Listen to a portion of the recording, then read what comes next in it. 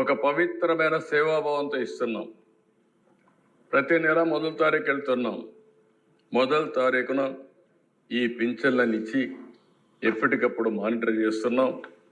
పేదవాళ్ళని లక్ష్యంగా పెట్టుకుని వాళ్ళకు అన్ని విధాలు ఆదుకోవడం కోసం మనం ముందుకు పోయే పరిస్థితికి వచ్చాం. ఇదే కాదు దిశ.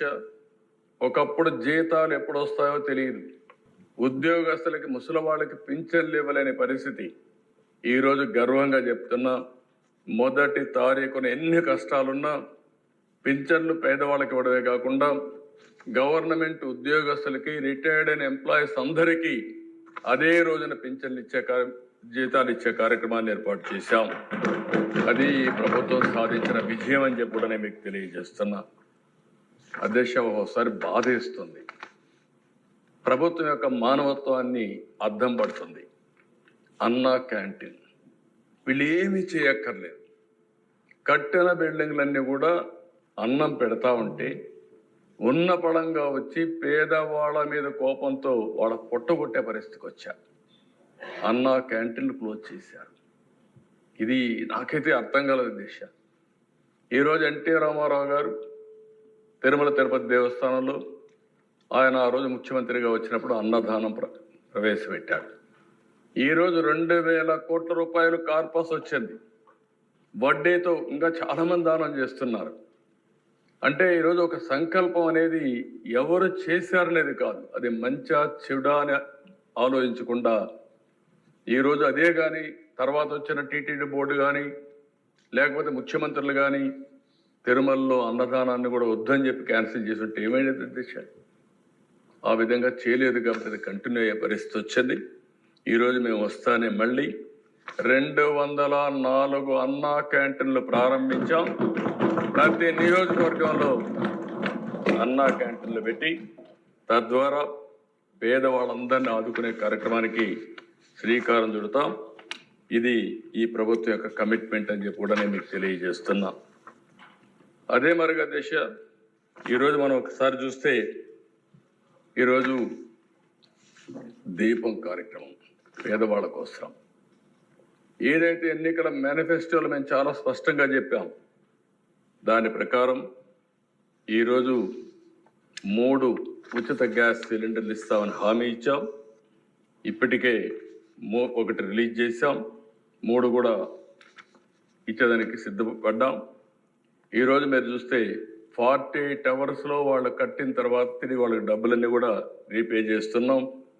ఈ ఒక్క ప్రోగ్రాంలో 2684 కోట్ల రూపాయలు ఖర్చు అవుతుంది.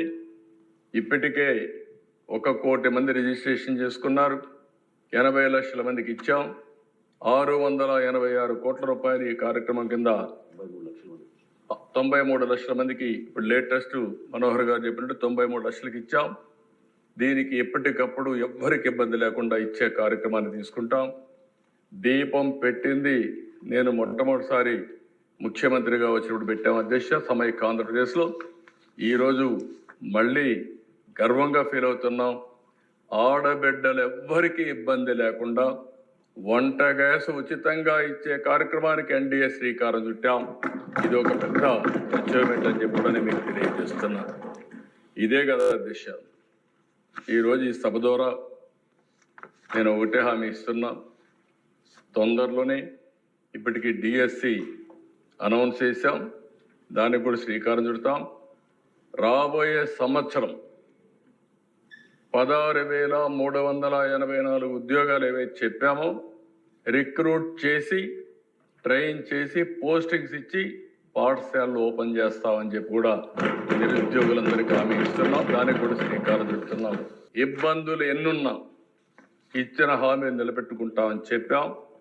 మే నెలలో తల్లికి వందనం, ఎంతమంది పిల్లలున్నా అంతమందికి డబ్బులు ఇచ్చే కార్యక్రమానికి శ్రీకారం చుడతాం. ఆ కార్యక్రమాన్ని కూడా ముందుకు తీసుకెళ్తాం. రైతు భరోసా ఏదైతే చెప్పామో next installment government of India ఇస్తుంది. దాంతో జమ చేసి 3 ఇన్స్టాల్మెంట్స్లో ప్రతి ఒక్క రైతుకు కూడా రైతు భరోసా కింద 20,000 చెప్పాం. దాన్ని ఫుల్ఫిల్ చేస్తామని చెప్పి కూడా నేను మీకు తెలియజేసుకుంటున్నా. గవర్నమెంట్ ఆఫ్ ఇండియా 6,000 ఇస్తారు, మనం 14,000 ఇస్తాం. 2 మ్యాచ్ చేసి 20,000 ఇచ్చే కార్యక్రమానికి ముందుకు పోతాం.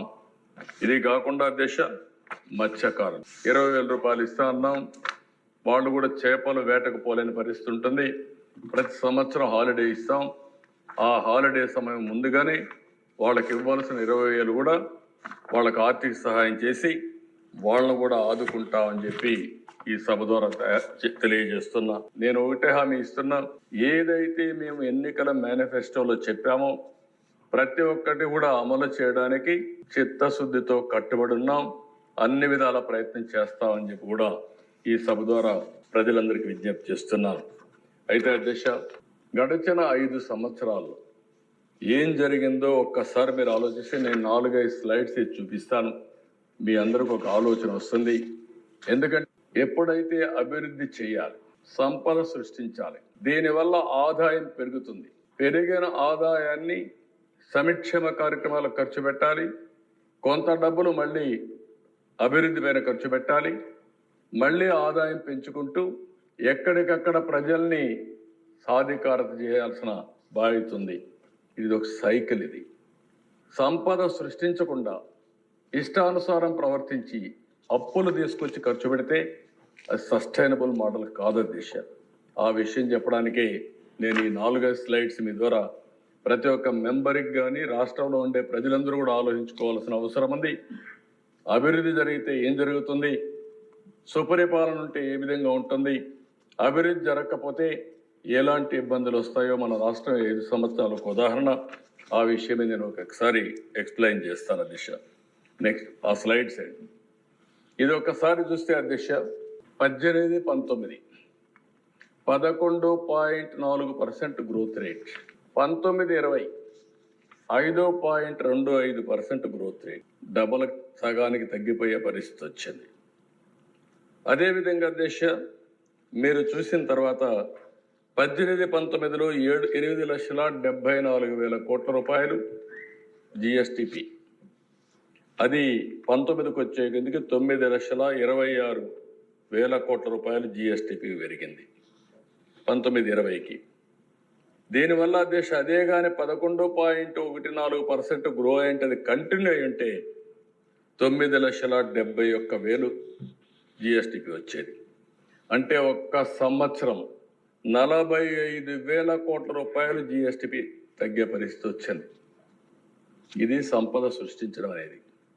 రెండో ఎగ్జాంపుల్ అధ్యక్ష 23-24 వైఎస్ఆర్ కాంగ్రెస్ పార్టీ పరిపాలన 8.6% గ్రోత్.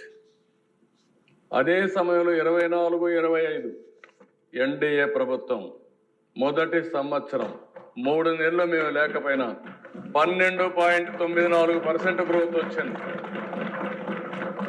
దీనివల్ల అధ్యక్ష మీరు ఒకసారి చూస్తే 24-25% 12.94% వల్ల గ్రోత్ చూస్తే 14 కోట్ల మామూలుగా వచ్చుంటే 8.6 వస్తే 14.22 లక్షలు వచ్చేది. ఈ సంవత్సరం 24-25కి 16,06,000 కోట్ల రూపాయలు జిఎస్టిపి వచ్చింది. ఈ రెండు చూసుకుంటే దేశ అదే గాని వైఎస్ఆర్ కాంగ్రెస్ పార్టీ ఉండి 8.6 వచ్చుంటే 15,44,00,000 వచ్చేది. 15,44,000 కోట్లు వచ్చేది. అంటే ఒక సంవత్సరం వైఎస్ఆర్ కాంగ్రెస్ పార్టీకి ఎన్డీఏ ప్రభుత్వానికి వ్యత్యాసం చూస్తే 62,000 కోట్ల రూపాయలు అదనంగా జిఎస్టిపి సాధించే పరిస్థితికి వచ్చాం. అంటే సంపద ఎప్పుడు వస్తుందా దిశ, ఆ రోజు ఆదాయం పెరుగుతుంది, ప్రభుత్వానికి ఆదాయం పెరుగుతుంది, ప్రజల దగ్గర తలసరి ఆదాయం పెరుగుతుంది, వాళ్ళకు పర్చేసింగ్ కెపాసిటీ వచ్చే పరిస్థితికి వస్తుంది. Next slide. ఈ స్లైడ్ మీరు చూస్తే అధ్యక్ష 14-15 నుంచి 18-19 వరకు 5 సంవత్సరాలు తెలుగుదేశం పార్టీ హయాంలో 13.5% గ్రోత్ రేట్. అదే వైఎస్ఆర్ కాంగ్రెస్ పార్టీని చూస్తే 10.32% వచ్చి తగ్గిపోయింది. దీనివల్ల ఏం జరిగిందని నెక్స్ట్ స్లైడ్కి వెళ్తే అధ్యక్ష మీరు ఇయర్ వారీగా వేసాం. ఈ లెక్కలన్నీ మనం ఎక్కడికక్కడ డిపార్ట్మెంట్ పంపిస్తే గవర్నమెంట్ ఆఫ్ ఇండియా దీన్ని కన్ఫర్మ్ చేసే పరిస్థితికి వస్తారు. అధ్యక్ష ఇక్కడ చూస్తే ఈ సినారియోలో తెలుగుదేశం పార్టీ అధికారంలో ఉండుంటే 13.5% గ్రోత్ రేట్ వచ్చినా ఈరోజు మీరు చూసినప్పుడు కింద చూస్తే యాక్చువల్గా గ్రోత్ అయింది ఆ రోజు 23-24కి 14,22,000 కోట్లు. అదే కానీ 13.5% గ్రో అయితే నెక్స్ట్ మీరు చూస్తే 16,46,000 కోట్ల రూపాయలు గ్రోత్ వచ్చేది. దీనివల్ల డిఫరెన్స్ 5 సంవత్సరాల్లో 2,24,000 కోట్ల రూపాయలు డిఫరెన్స్.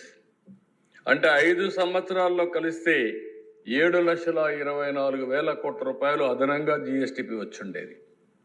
దీనివల్ల అధ్యక్ష మీరు ఒకసారి చూస్తే రాష్ట్రానికి 76,195 కోట్ల రూపాయలు అదనంగా ఆదాయం వచ్చేది. ఈ 76,000 కోట్లు వచ్చుంటే సంక్షేమ కార్యక్రమాలు కానీ తిరిగి అప్పులు చేసే కార్యక్రమాలు లేకుండా చేసేదానికి అవకాశం వస్తుంది. అదే అధ్యక్ష తెలుగుదేశం పార్టీ ప్లాన్ చేసింది 15% గ్రోత్ అనుకున్నాం. ఈ సంవత్సరం మళ్ళీ 12.94% గ్రోత్ వచ్చింది.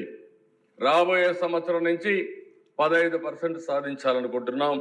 అది కానీ మనం చేసుంటే అధ్యక్ష ఈరోజు ఇంకా 94,856 కోట్ల రూపాయలు అదనంగా జిఎస్టిపి వచ్చేది.